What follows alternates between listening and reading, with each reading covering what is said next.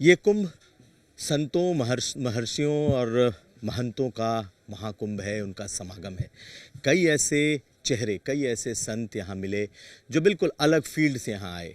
एक आईआईटी मुंबई से आए हैं जो इन दिनों काफ़ी वायरल भी हैं और लोगों के कौतूहल का विषय भी हैं। हमारे साथ हैं अभय सिंह, जिनकी खूब चर्चा इन दिनों सोशल मीडिया से लेकर तमाम जगहों पर हो रही है और इस वक्त वो हमारे साथ हैं। स्वागत है अभय जी आपका। सबसे पहले तो मैं आपसे जानना चाहूँगा कि क्या आप साधु हैं, संत हैं, क्या आप दीक्षित हैं, आप हैं क्या? क्योंकि हमने सुना है कि आप आईआईटीएन हैं और आईआईटीएन के बाद मैं ये साधु की वेशभूषा देख रहा हूँ। सही सवाल पूछा रहा है, इससे क्लियर हो जाएगा काफ़ी कुछ। मेरे को कुछ भी नहीं होना है, बट ये दुनिया कुछ भी नहीं होने देती है। उसको लेवल पसंद है। लेवल पसंद है। लेवल लगाते हैं ना लोगों में, लेवल से ही तुम जानते हो। जैसे आपने भी ऐसे लेवल लगाए कि आईआईटी का लेवल। आईआईटी का लेवल, साधु का लेवल, संत का लेवल, इसका लेवल, उसका लेवल। बट मेरा तो मेन मकसद है कुछ भी नहीं होना है। तो क्या होना है? वही कुछ भी नहीं होना है, जो शिव है। जो कुछ भी नहीं होके भी है, क्योंकि जो कुछ भी नहीं है वो कुछ भी हो सकता है। फिर मेरे पास फ्रीडम है, फिर मैं बंधा हुआ नहीं हूँ। वही तो मुक्त है, वही तो फ्री है। यदि तुम कुछ बन गए तो तुम उस ढांचे में पकड़े गए। फिर तुमको यदि बदलना पड़ेगा तो कैसे बदलोगे टाइम में आने पे?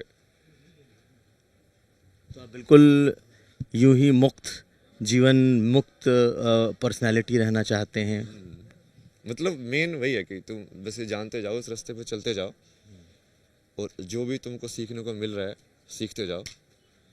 जैसे भी सीखने को मिल रहा है सीखते जाओ। और जब ये पूरा कर्म का चक्र जब पूरा हो जाएगा, फिर अपना मतलब तुम पास हो जाओगे क्लास में। ये जो ब्रह्मा की बनाई हुई पूरी क्लास है कि हाँ तुम इस खेल में जाओ खेलना, मतलब उस खेल को तुमने पूरा खेल के अब तुम मास्टर हो गए हो। अब तुमको उस खेलने में तुम कैसे भी खेल सकते हो, तब तुमको इंटरेस्ट ही नहीं लेगा खेलने में, मैं छोड़ो। तो फिर वो जैसे वो पुनर्जन्म का जो कॉन्सेप्ट होता है, फिर तुम नीचे नहीं आओगे फिजिकल बॉडी के अंदर, जिसको मोक्ष कहते हैं। जिसको मोक्ष कहते हैं। महाराज, लेकिन मैं एक चीज़ जानना चाहूँगा कि आखिर ये जर्नी यहाँ तक कैसे आई कि अभय सिंह, जो कि निश्चित तौर पर brilliant science student, math student रहा होगा, तभी वो आईआईटी मुंबई तक पहुँचा और उसके बाद मैं आज एक जटाधारी साधु को देख रहा हूँ। ये जर्नी क्या है? अरे जटाई तो बहुत ब्यूटीफुल होती है ना। लोग ये क्यों सोचते हैं कि मैं वैसे रह रहा हूँ? मैं तो बहुत ब्यूटीफुल नहीं, बहुत ब्यूटीफुल है। मुझे भी लग रहा है, मैं आपकी इस जर्नी को समझ रहा हूँ कि कहाँ एक ब्रिलियंट मैथ्स का लड़का, साइंस का लड़का, और अब एकदम जटाधारी साधु। नहीं नहीं, मैं नीचे नहीं गया हूँ ना, मैं ऊपर गया हूँ। वो मैच नीचे है उससे, वो अभी जिस रूप में हूँ वो ऊपर है उससे। क्योंकि अभी मैं बिल्कुल फ्लूइड रूप में हूँ। कहीं पर भी कुछ भी कर सकते हो तुम। ये वाले कपड़े पहने ऐसे करके पसंद आया, ये वाला कलर का पहने ऐसे करके पसंद आया, कोई दिक्कत नहीं है। अब हाथों में ये पहनना है, कानों में वाले पहनने हैं, इसे पहनना है, कुछ भी पहनना है, कुछ भी करो तुम, जैसे भी करना है, फ्री हो ना मतलब। लेकिन ये जर्नी क्या है आपकी अभय जी? कैसे ये जर्नी शुरू? तो यही है कि ये सवाल से शुरू होती है बेसिकली हर एक जर्नी। प्रश्न कि हमारे प्रश्न। ये प्रश्न, ये मेन तो ये मानो कि आईआईटी के अंदर जाने के बाद फिर ऐसा लगा कि यार अब लाइफ में क्या करें। अब कुछ ऐसा ढूंढना था मेरे को जो मैं पूरी लाइफ भर कर पाऊँ बिना बोर हुए। फिर मुझे यार ये इंजीनियरिंग तो एक टाइम के बाद स्टेबल हो जाएगी, मतलब कितने प्लेन बनाओगे यार, मतलब कितने टाइप के प्लेन बनाओगे। एक टाइम के बाद तुमको बस कंपनी में बैठ के वही चीज़ बार बार करनी पड़ेगी। फिर मुझे लगा यार आर्ट्स जो है वो बिल्कुल फ्लूइड एरिया है, जहाँ पे तुम एक्सप्लोर करते हुए रह सकते हो पूरी ज़िंदगी भर। तो ये ऐसी चीज़ है जो तुम पूरी लाइफ भर कर सकते हो। तो फिर उस वाली क्रिएटिव उसमें फील्ड में गया मैं कि हाँ फोटोग्राफी और ये सब सीखना। बट उसमें भी समझ में आया कि जब तुम उसको प्रैक्टिकल के साथ जोड़ देते हो तो वो भी टेम्पलेट में आ जाता है।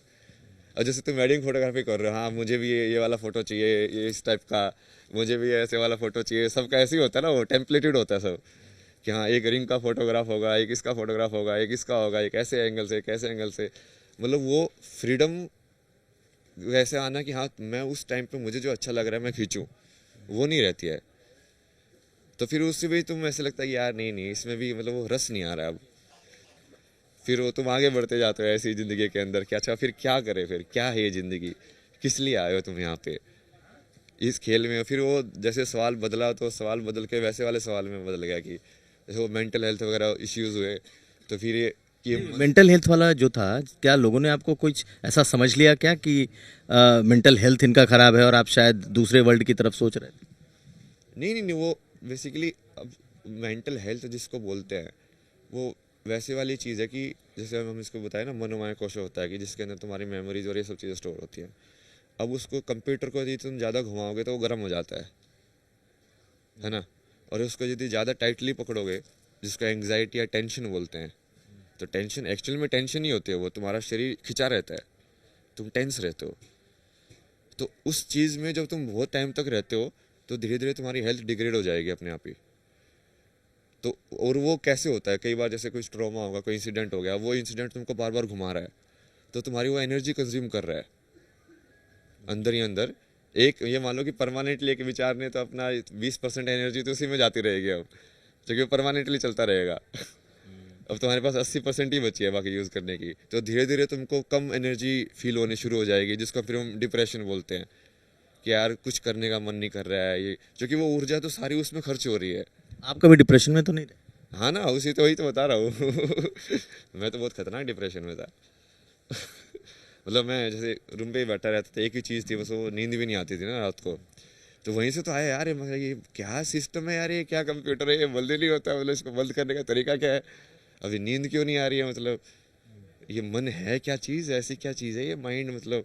फिर वो साइकोलॉजी वगैरह ये सब पढ़ा मैंने, थेरेपी वगैरह, वेस्टर्न जो है उनके जो सॉल्यूशंस हैं, बट उनका देखा कि ये तो इनकम्प्लीट है।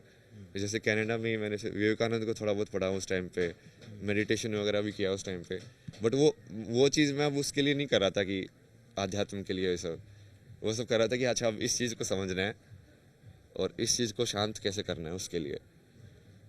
उस टाइम पे जैसे मैं इसको उनको बहुत पढ़ता था, जय कृष्णमूर्ति को। जय कृष्णमूर्ति वो पूरा लॉजिकल और उस टाइप के मेरे टाइप के लगते थे ना, वो जैसे पढ़ाई वढ़ाई वाले इंग्लिश। अपने तरीके से आपने अपने दिमाग को घुमा दिया कि सचमुच लोग आपको समझते ही होंगे कि ये पागल हो गया है। हाँ तो वो तो समझते ही है, वो तो कोई दिक्कत ही नहीं ना, मेरे को तो नोबडी बनना है ना, वही तो बोला ना, मेरे को तो कुछ नहीं बनना है। तो जो जो पागल समझेंगे वो भी एक उपाधि ही दे रहे हैं बेसिकली, चाहे वो पागल समझे या इंटेलिजेंट समझे, वो तुम्हारे लिए बराबर होना चाहिए। क्योंकि जो इंटेलिजेंट समझ रहा है वो भी, उसको तुमको कैसे पता है कि वो सामने वाला तुमको इंटेलिजेंट बोलने से उसको सही में समझ में आ रहा है तुम कौन हो। जो पागल बोलने वाले को भी तुम समझ में नहीं आ रहे हो, इंटेलिजेंट बोलने वाले को भी समझ में नहीं आ रहे हो एक्चुअली में तो। बट ठीक है, वो अपने हिसाब से बोल रहे हैं, तो बोलने दो, दोनों में बराबर ही हो तो।